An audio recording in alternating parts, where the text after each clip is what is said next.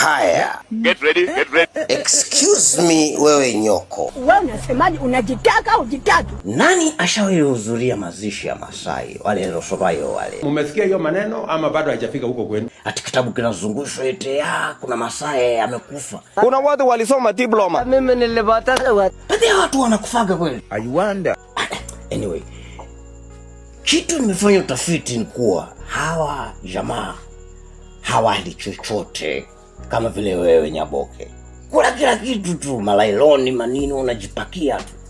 Una yogurt, masijui nini, masoda, upitu na chochote, barafu, kakidogo hivyo viazi.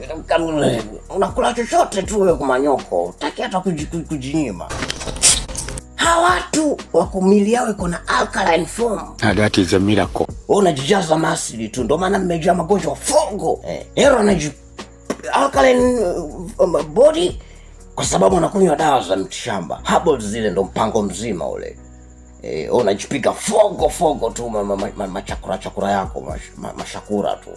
Alafu nalalamika hapa high blood pressure nini. Rudi kwa kienyeji huku. Kuja nikupeleke Drew and Dre Herbs. Pate dawa hapo.